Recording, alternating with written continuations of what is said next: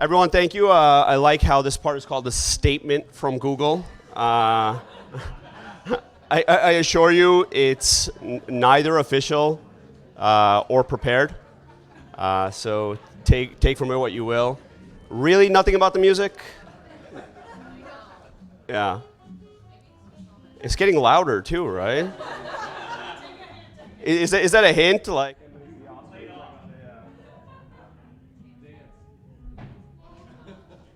Okay. So Jon reached out to me and said, "Hey, you have a choice. You can give the welcome at 8:50 or the statement at 10:50."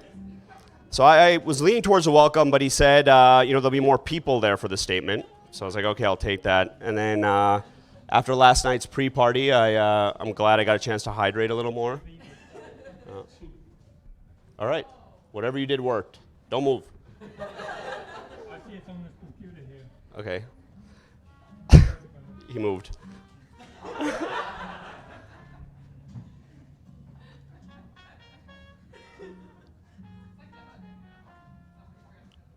All right. Okay, thank you. Why don't you use this mic? It's a much better mic. Feel that. Thank you.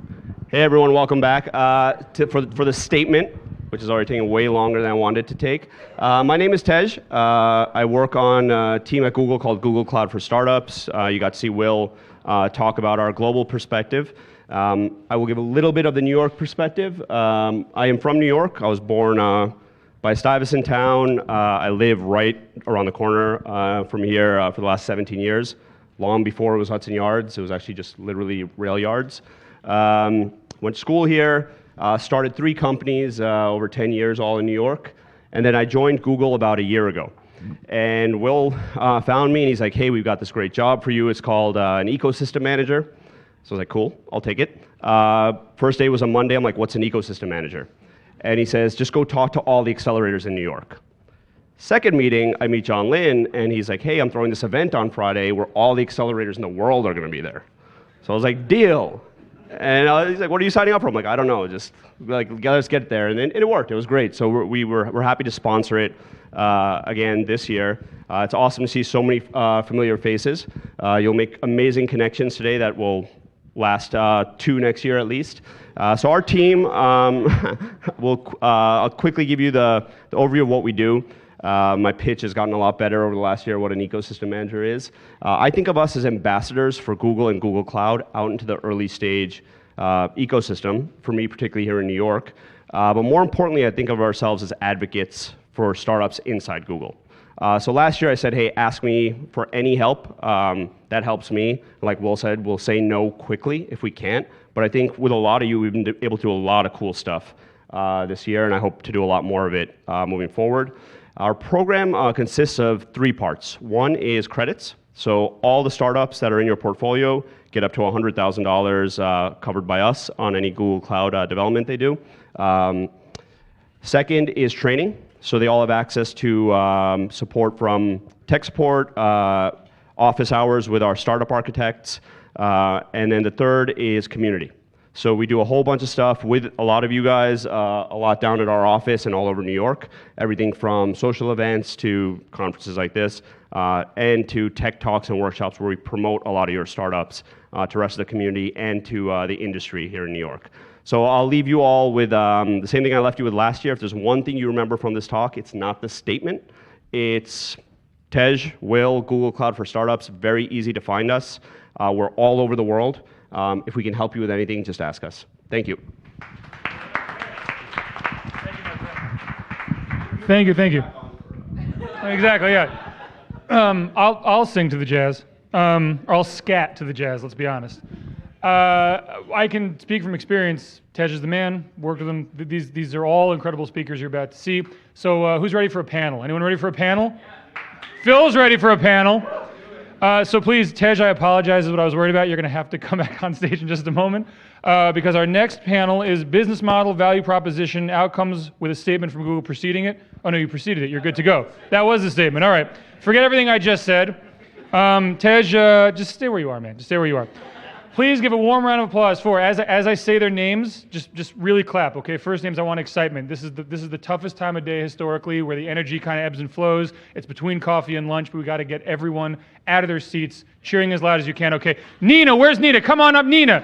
Jenny, where's Jenny? Come on up, Jenny. Jon Axelrod, come on up, Jon. Francis Simowitz, my friend Fran, come on up, Fran. And Todd Khozein, come on up. This is a panel. Jenny, come on up. You're here. Let's do it. I did. I said Jenny Fielding. My goodness gracious. All right. You are going to learn, without the statement from Google, about business models and value propositions here in the New York ecosystem. Take it away, folks.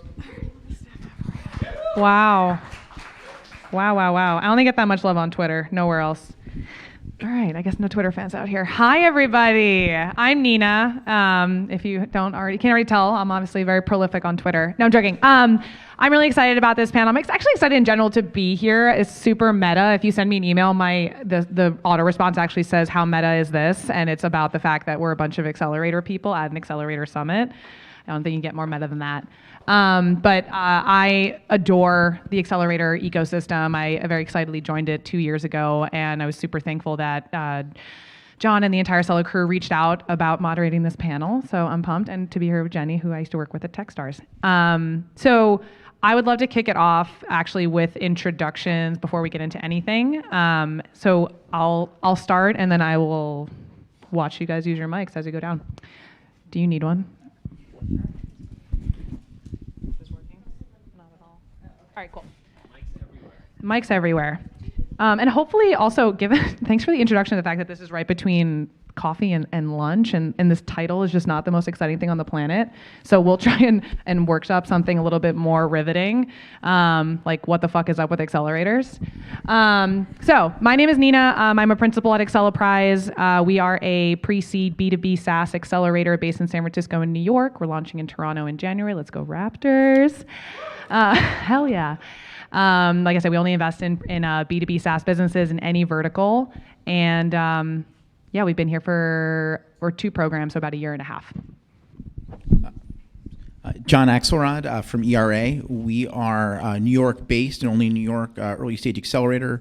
We've been here for, I guess, 8 years now, and just kicking off our 17th cohort on Monday.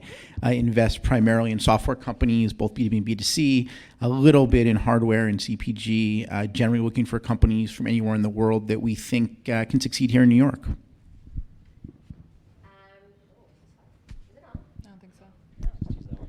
It's on now. Great. So I'm Frances. I'm the CEO and Managing Director for the NUMA Accelerator in New York. NUMA itself is a global accelerator brand, started in Paris, France about 18 years ago. So we're one of the oldest accelerator brands in the world. In New York, we have a very specific program that supports later stage international startups, so no US-based startups at all, particularly on US market entry.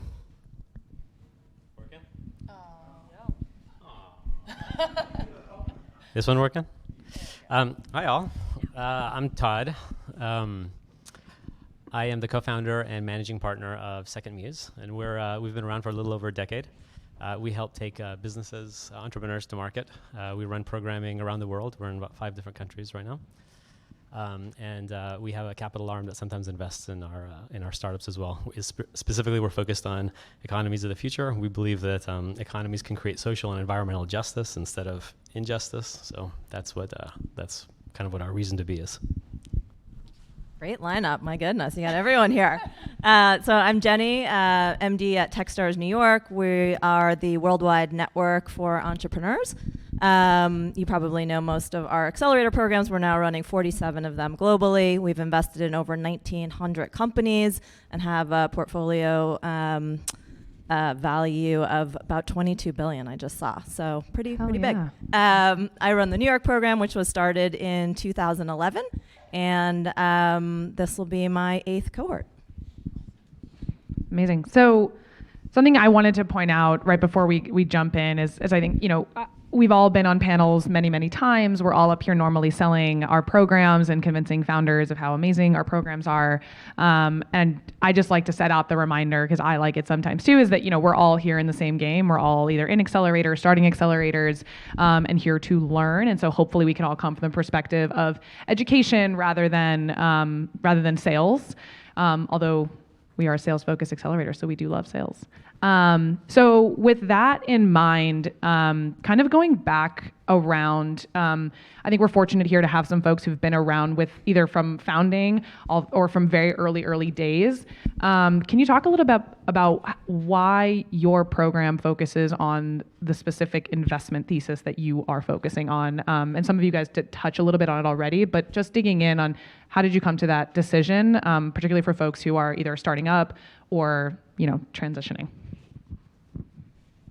Anyone? Okay.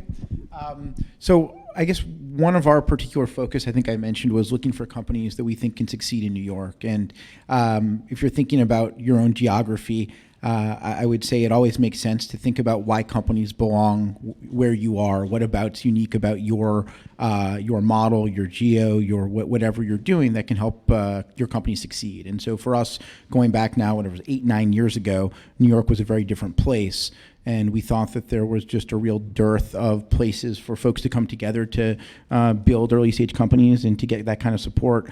And looking at the industries that were key to New York were what we started by building mentors around. So, for us, and we focused on it was what we thought made a company in New York have particular advantages, and we've tried to build on that over time. So that would be my quick answer. NUMA has programs all over the world. Normally, the programs reflect the ecosystems that we're in. So in Mexico City and Casablanca, those programs are much more early stage or incubators. And so when we decided to start a program in New York almost 3 years ago, it was also to fit a specific ecosystem need. So in our global portfolio of around over 600 startups, when they were getting to a certain stage and size, were inevitably looking to come to the US market and receiving a lot of different challenges, right? They still need access to a network, support of an accelerator, but they're not early stage, right? So they don't necessarily, my companies that are pre-Series B or post-Series A don't need early stage funding. Their needs are very different. They need to culturally adapt to the market, understand how to do business here. And so the reason why we focus all on international startups is specifically to fill that need that we were seeing in our global portfolio. So I'm a recovering economic modeler. Shout out to a fellow economist in the room.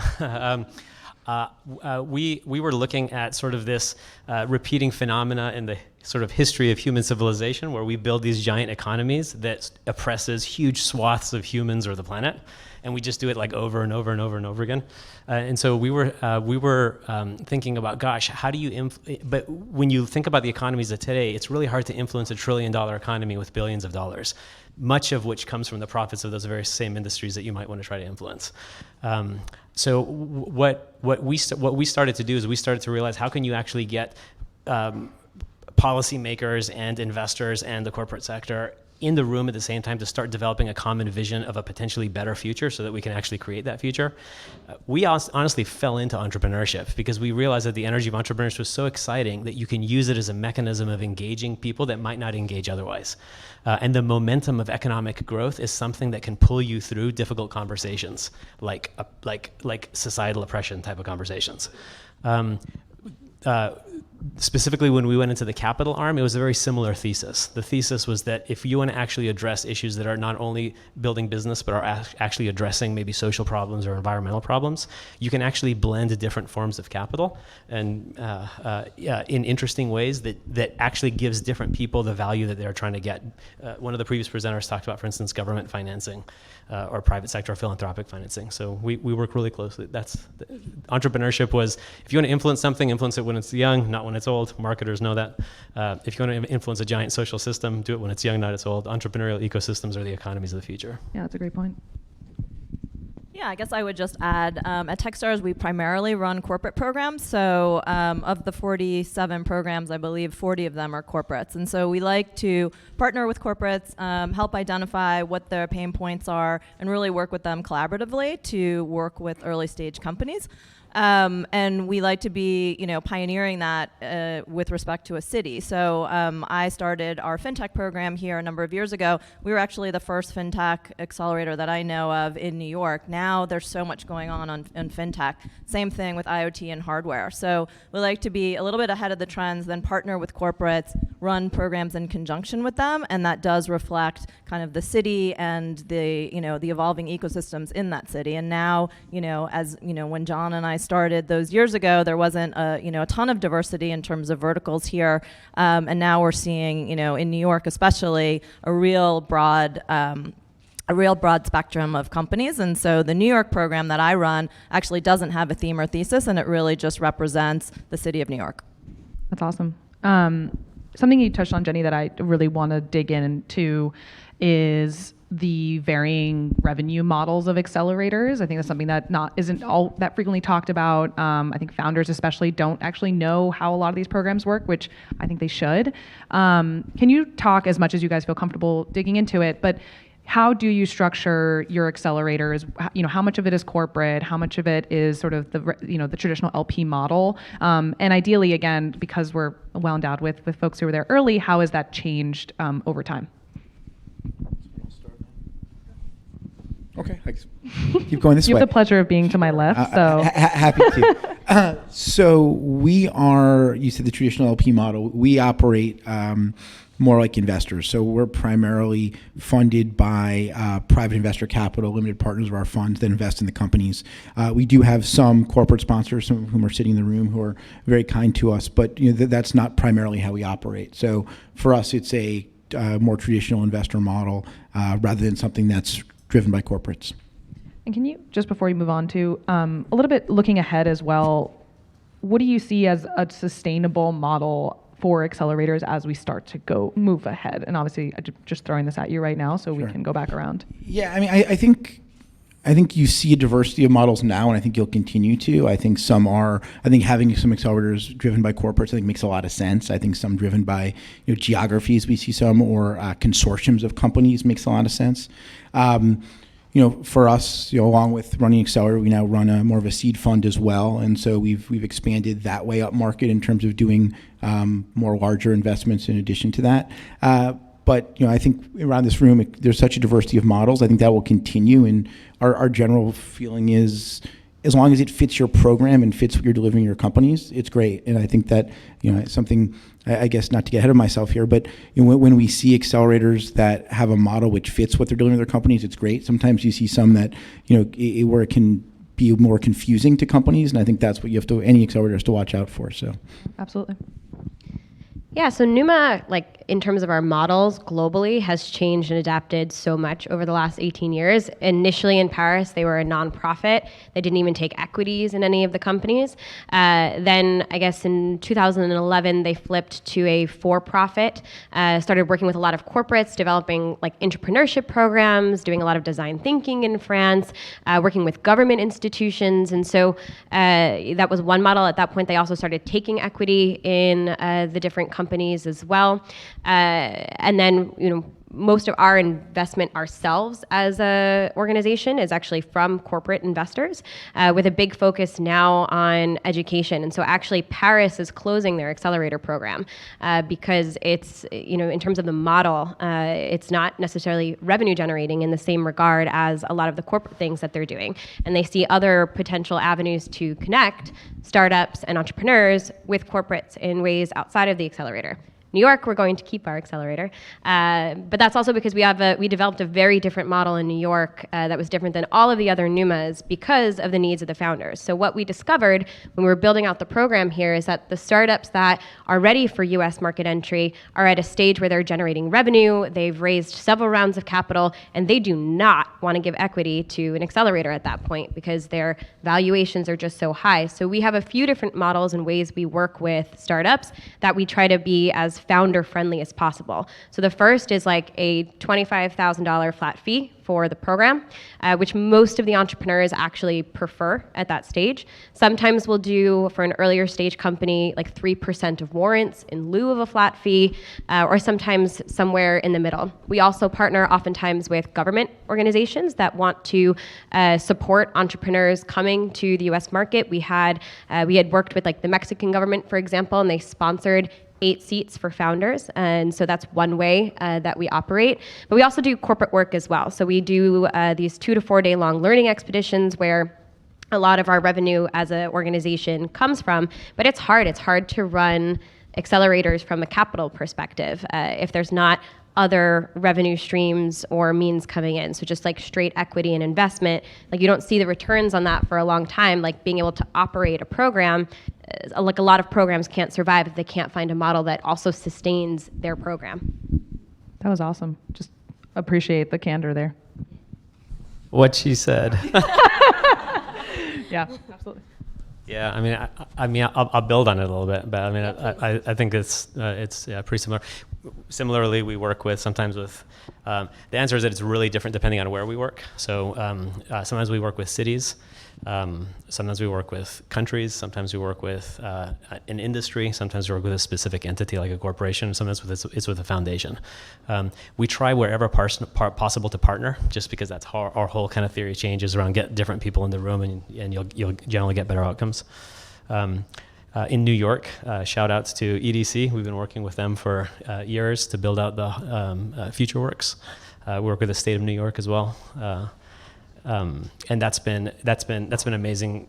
One of the things that we find working with the public sector partners is that because there's not a need for to get because their vision is generally building the broader economy, it gives us tremendous flexibility for partnership, and so that allows us to bring people to the table that otherwise might not come to the table, which has been really interesting. On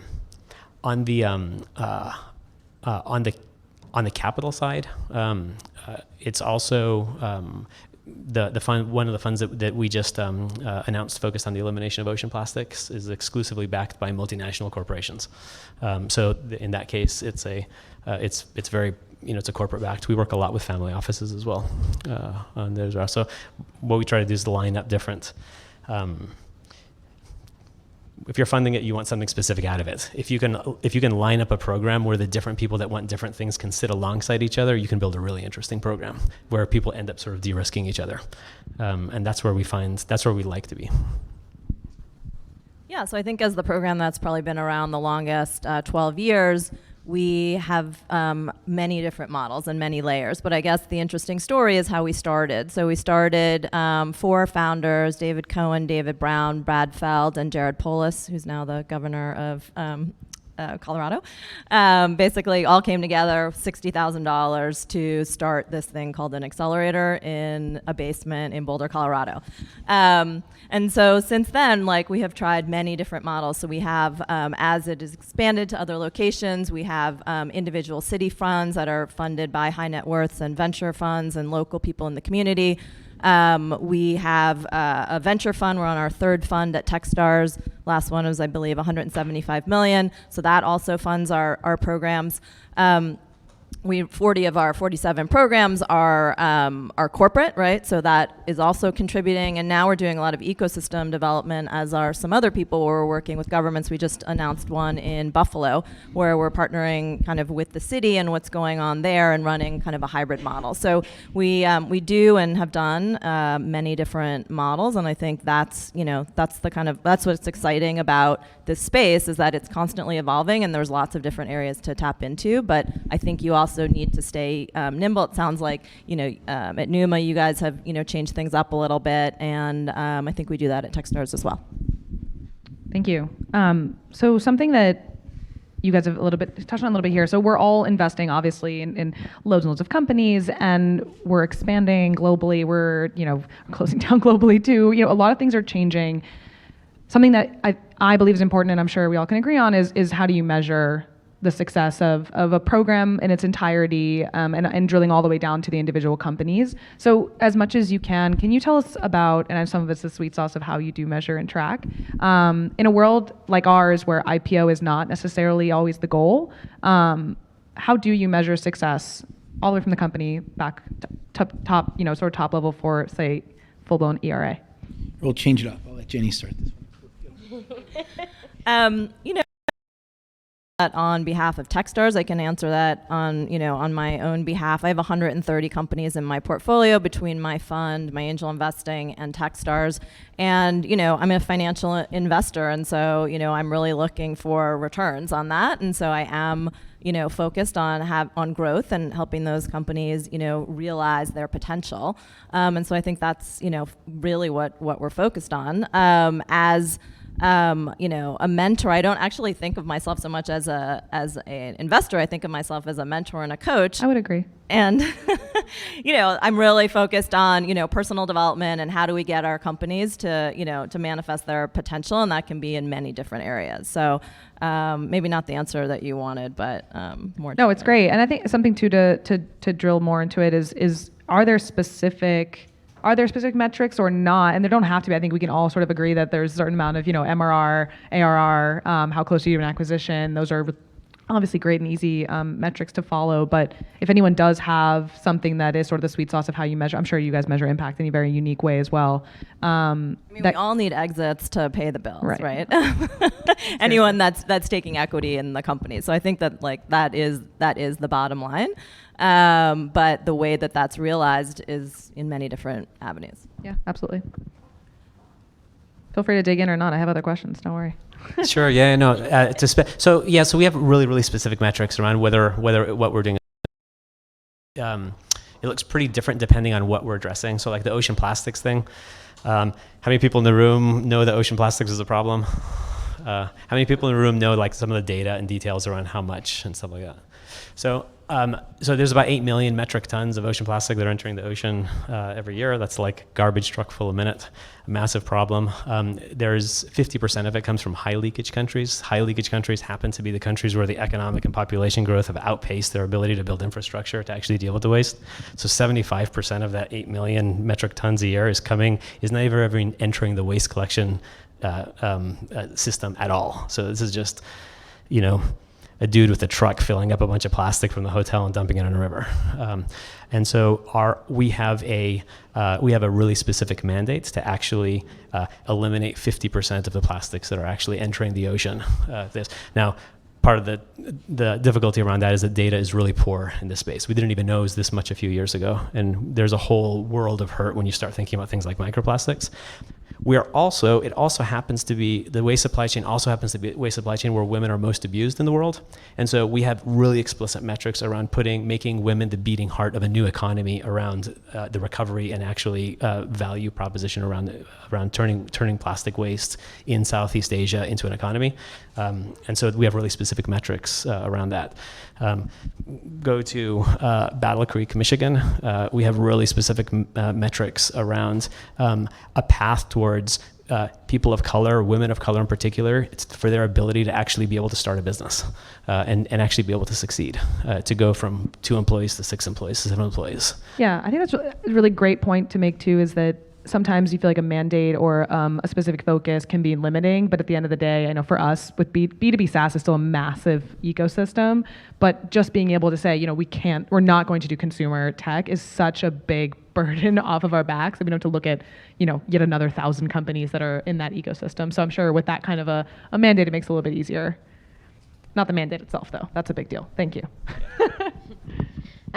So for us, in terms of our model, it allows us to kind of accept or work with companies that maybe aren't traditionally venture backable, that maybe aren't going to be the unicorns of the world, but we can still have really great impact on those companies. So like we've accelerated a mezcal brand from Mexico, for example, because we had network and resources to support. And so I think when we are working with our companies, there's a few things that we really want them to get out of it. usually a lot of times it's sales impact, right? But really that drills down more to like return on investment, on their investment, right? Because they are typically paying for the program. We want them to close sales. Like we've had companies close, big several $100,000 deals during the program, or, raise their next round of funding if that's what they're looking for. But I really want them to be getting to specifically tailored tangible outcomes. Like what is their goal while they're with us, and what can we help them achieve in that time? And then for us as, I guess, the accelerator itself, we want to be able to continue to grow, to support more companies, and continue, there's a lot of obviously the metrics around revenue, but also what kind of impact are we having on the larger ecosystem, bringing these international entrepreneurs here, making more global impact with what we're doing, which I think is an exciting piece. But we are constantly trying to measure things in better ways because our model is so different that it's not going to be measured necessarily by exits, and so that's something that we can always be better at. So my answer is going to be a lot like Jenny's. We're there's, I guess, two levels. One, we are investors, so we're looking at financial metrics primarily for success of the companies. That means are they exiting, and along the way, are they are they raising more money at higher rounds? And in terms of even immediate metrics, we look at things like within a year, how many of them have raised money, which is a wildly imperfect metric, but just a chance of are they in the right direction? I think that said, you don't invest in this part of the world unless I think you also want to help companies, mentor them, and help them grow. So I think we certainly, if we didn't believe that the companies were broadly succeeding in improving their businesses, I don't think we'd do what we would do. But yeah, at the end of the day, if you talk to our investors, the metric they're looking for is our returns. Yeah. The cold hard truth. One more question before I want to open it up for the audience to ask a couple questions if you have any. So speaking of valuations and the financials of the business that we're in, this ecosystem is very competitive. I think again, y'all have been in it for a while, and you've seen it grow significantly. Even for me, having been in only for a short period of time, it's a little bit mind blowing, and my head is spinning sometimes when I'm understanding how many accelerators are in the world today, in the U.S. alone, especially. What do you think is to spin this question around? Both, what do you think is going to happen in the future of the accelerator ecosystem? And then what do you think is actually quite detrimental to this ecosystem, if anything about this growth is detrimental? And I'll let anybody jump in on that one. Yeah, I'm happy to start. Techstars started the Global Accelerator Network, so we definitely think that the more people that are supporting entrepreneurs, the better. So we are super excited to see everyone here. And I think the thing that we need to be careful about is maintaining quality.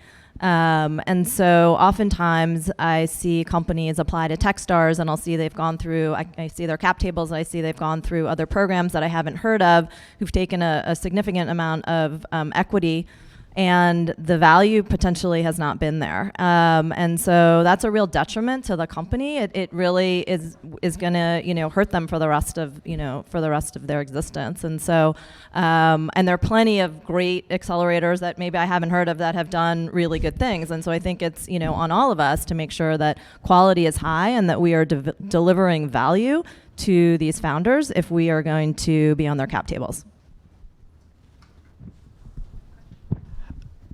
Risks and what was the other one? So you can take this from either direction. From the direction of where do you think this ecosystem is headed, and then on the other side of that coin is what is not so great for the proliferation, the way that we're seeing it now.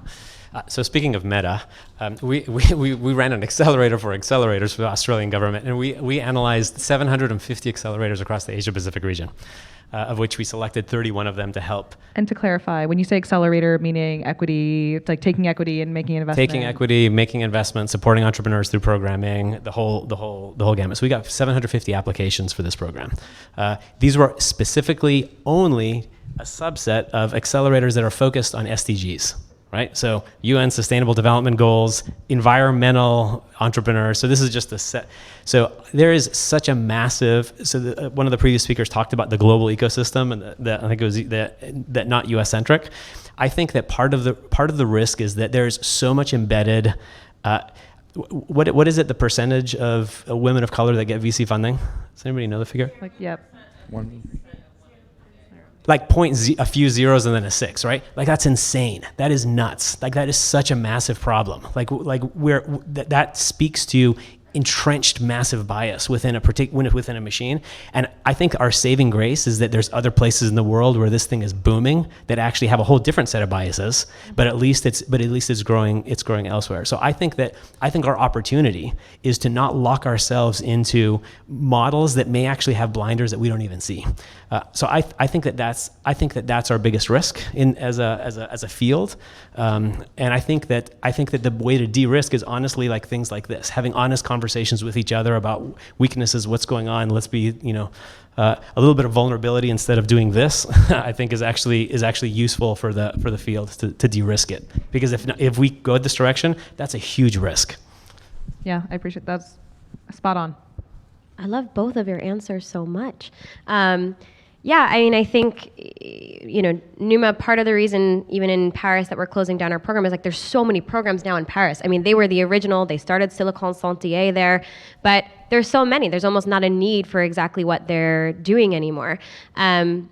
And I think it's exciting that there's so many different programs, because it's more people supporting entrepreneurs. It's more people interacting with the entrepreneurial ecosystem. I think that there's many different models, which is exciting, which allows different ways to support different types of outcomes, which is, I think, really important. So it's great that there's so many programs. I agree that the quality is a big thing of it, because there's a lot of programs that aren't necessarily actually providing the support. And I think that's in part because there's not a lot of best practices or playbooks or education on even how to run an accelerator. And it's deceptively hard. And the things that are the secret sauce, like I'm a huge believer that the network is one of the most important things, the relationships that surround the accelerator. And not even just the relationships. It's different than just having a bunch of faces on a page. It's like, can you activate that network in service of your entrepreneurs? And that's like so critical. And people don't even know how to do that necessarily, right? And so I think if there's more things like this, again, where we're able to share those types of learnings and best practices, then we all grow as an industry. That's my answer. So I think most of it's been said already, but just a couple quick thoughts. Yeah, I mean, I think the great part of it is there can be accelerators is a tool that can be used in so many ways in R right now, whether it's U.S. market entry, whether it's reducing carbon footprint in Australia, or starting startups in New York. And I think that it makes sense there's so many of them because it's a model that's proved to be effective. In terms of what to watch out for, I agree with what other people have said. New high quality accelerators is something we're happy to see anywhere and in any shape.